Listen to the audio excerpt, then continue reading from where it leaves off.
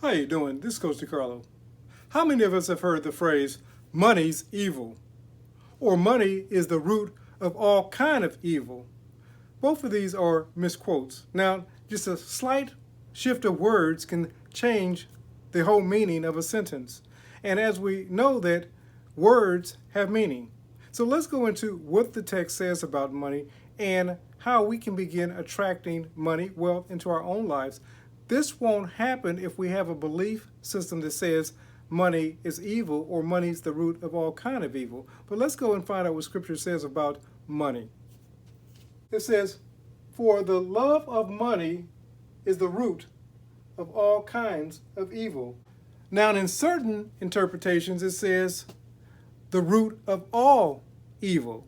And of course, we know that this is not true because, of course, we know that there are domestic situations where there's a domestic triangle, for example, no money involved, and yet somebody gets hurt because of a love triangle. So money had no part to play in that particular incident. So we know that money is not the root of all kind of evil. Money could play a part in many events that may lead to evil. So we want to talk about that. And we also want to dispel the concept that money is evil, or even to begin to hate money, because of course this was something that was taught by the early church, and the goal was to get the parishioners to part from their money, and they were told that they would get their reward in the hereafter. So of course they paid penance, they gave money, they gave their lives in hopes of a better life in the hereafter. But I'm here to tell you that your better life starts in the here and now. And we want to discover the tools that will allow you to live your best life now. For the love, when we're talking about love, this love here is not what we call like a brotherly love or phileo love. This is not even agape love. This is what we call like a greed, an avarice, or some would say coveting after your neighbor's goods, your wealth, and so forth. Once we understand that we're not just simply meaning love across the board. There's a respect that you can have for money and honor money and respect money for what it is that money does. Gordon Greco said, greed is good. If greed becomes harmful and it falls outside the golden rule, then greed can be a problem for you as the individual and those who experience that greed or the effects of that greed. But money is no more evil than a hammer. Now, a hammer in itself can be used to build a house, but it can also be used to harm someone. But a hammer in itself is not evil, but a tool. Money is nothing more than a tool to be used. Now, depending upon how we use that tool, that will determine the effects of that tool. So if we're using the tool to harm people, like I stated earlier, then there's a problem, because now you're not utilizing your resources, your life force, what has been designed to be used for. So we call that missing the mark, off target, or what some would say evil. So in that case, if you're misusing a hammer can be used for evil or wrong.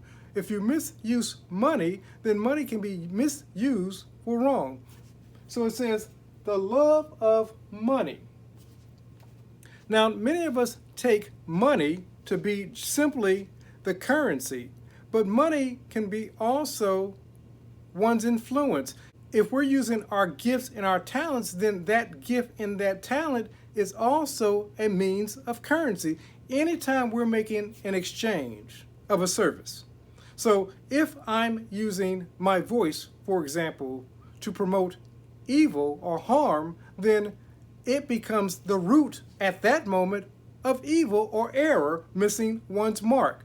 If I'm using my body to harm someone, then my body at that moment becomes an instrument of error or evil. So whatever the tool is, you can misuse that tool for what we call evil. I like to say that evil is the erroneous views and limitation. When your view is skewed, you're looking from a limited mindset. And so then you're operating from a place of evil. It says the love of money is the root of all kinds of evil.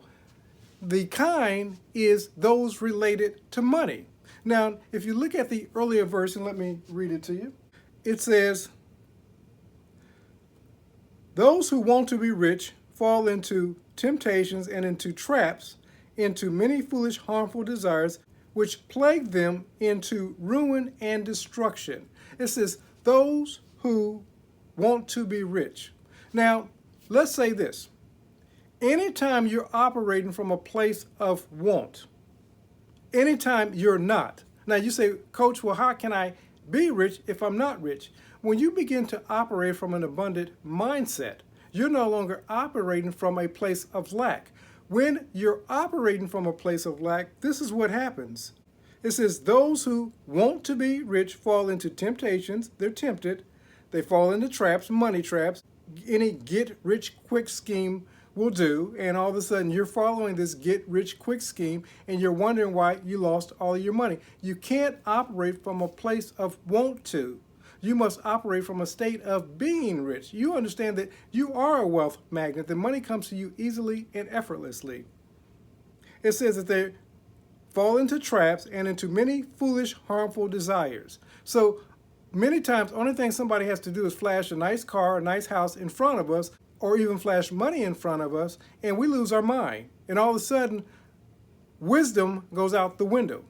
But when you're operating from a place of abundance, you operate also from a place of wisdom, and you carefully research a matter and make sure that that matter is for you before taking action. It says those who are wanting to be rich or operating from a lack mindset fall into many temptations, traps, and harmful desires. So don't operate from the place of wanting to be, but know that you are and that wealth comes to you easily and effortlessly.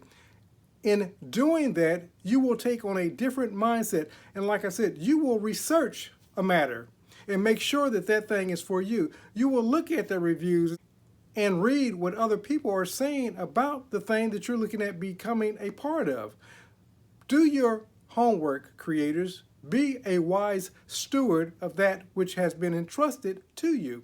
Then you will not operate from a place of wanting to be rich, but you will operate from abundance itself. When you operate from an abundance mindset, you realize that there is no lack. And if by chance you fall into something that wasn't beneficial to you, you're going to shake yourself off, get back up, and keep on moving, because you know that there's more than enough of the trillions upon trillions of dollars out there to do what it is that you've been designed to do. But then it goes on to say, so those people fall into all of these harmful desires, and they basically see themselves ruined thereafter. Many people never recover after coming out of some of these get-rich-quick schemes, and they lose their whole fortune because their life was built around the thing called currency or money and not the currency within.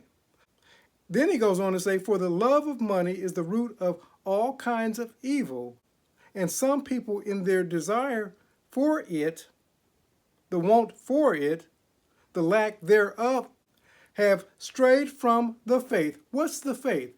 That I can do all things through the divine spirit within me.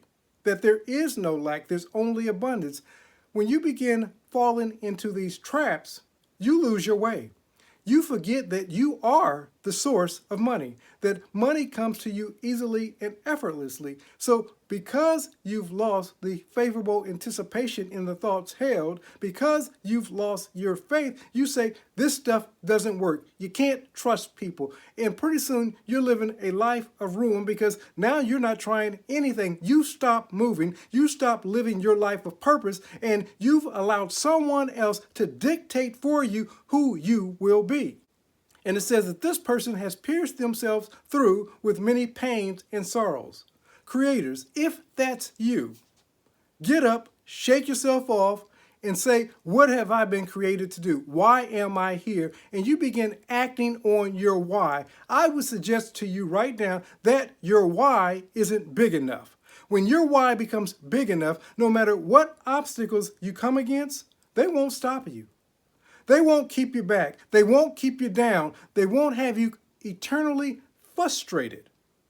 But when you have a why that's big enough, when your why transcends your current situation, when you can begin living from the end of your why, there will be nothing, and I mean absolutely nothing, that will stop you from succeeding in what you have been sent here, created to do.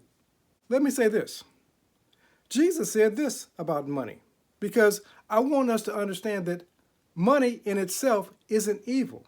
Jesus said this, and I say to you, make yourself friends of mammon, of unrighteousness, money, filthy lucre, some would call it, that when you fall, they may receive you into an everlasting habitation.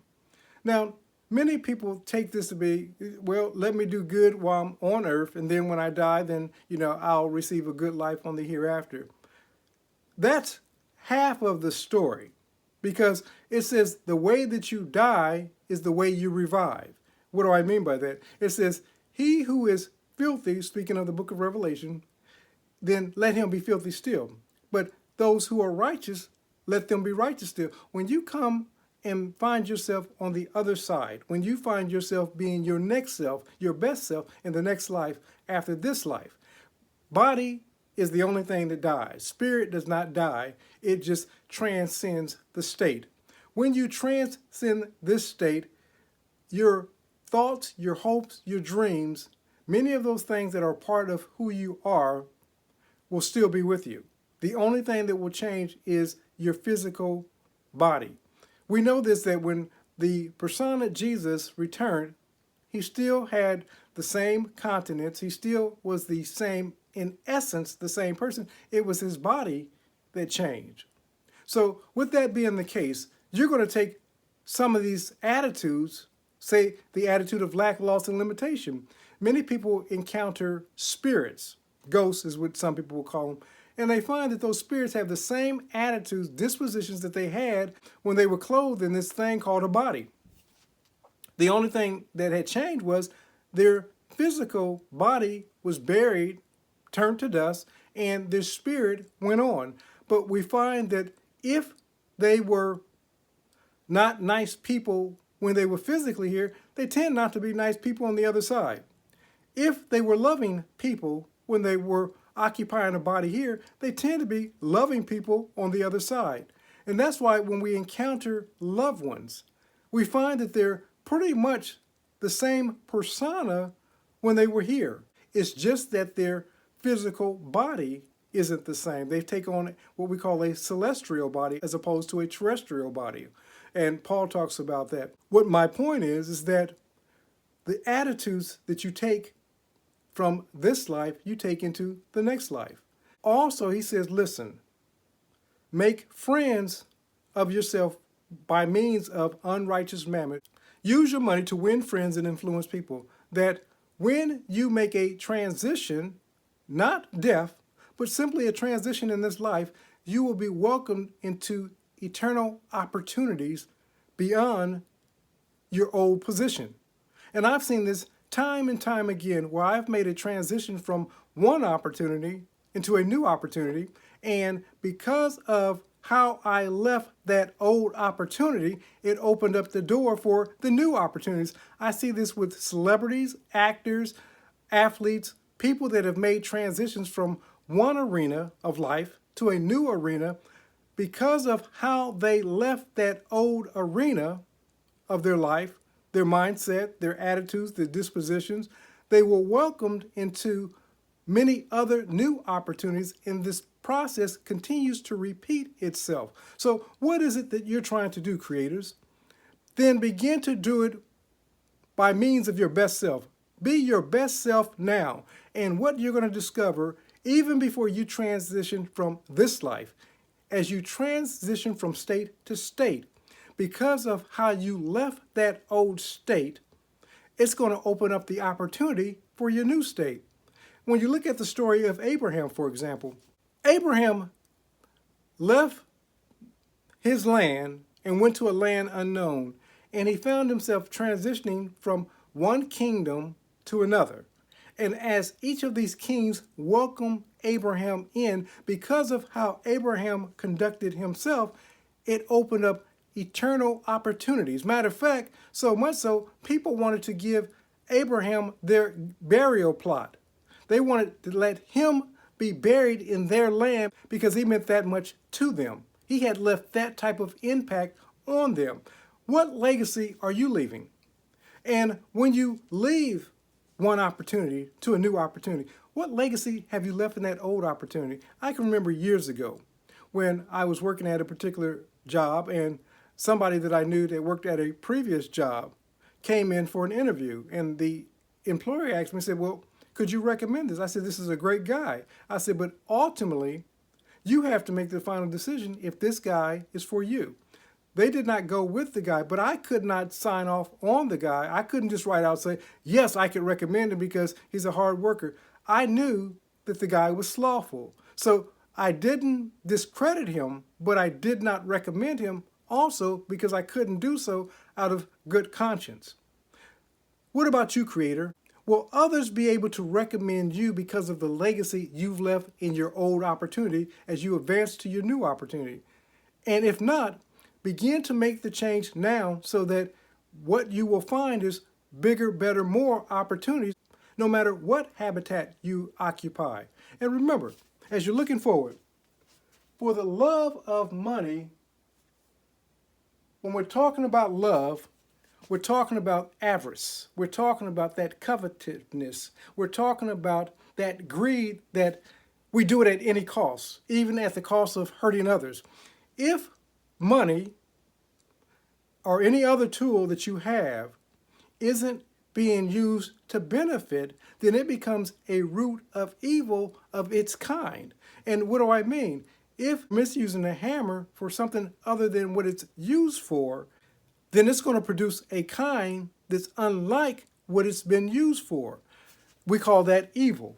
If the source isn't the love of God, others, and self, then you're misusing money and it becomes a tool for error or evil. It's the root of all kind of evil. Of what kind? The kind related to money. Money serves the purpose that money serves, just like a hammer serves the purpose that a hammer serves, or a hamburger serves the purpose that a hamburger serves. Whatever that service is to be, then if you're misusing that thing to harm someone, then it's another kind of service that's being misused. Anything that's not being used in love and to benefit God, others, and self is a misuse of that thing, and it becomes evil or the misuse or missing the target of that thing. Make friends with money so that when what it is that you're doing at the moment ends, this does not totally mean just your life, but whatever it is that you're doing comes to an end, that because you've utilized the services of money, your talents, your gifts, in such a way you left a legacy, then when you step into your new opportunities, people say, yeah, I've worked with him. I've worked with her. They offer outstanding service. I can highly recommend them. Be the person that people can highly recommend. And then even when they read your obituary and you step on the other side, that people are still singing your praise. So then when you enter into the next life, your best life, now you'll discover that only you can create your perfect world. Not God or man. Only you can create your perfect world. And this is Coach DeCarlo saying, have a great and abundant day.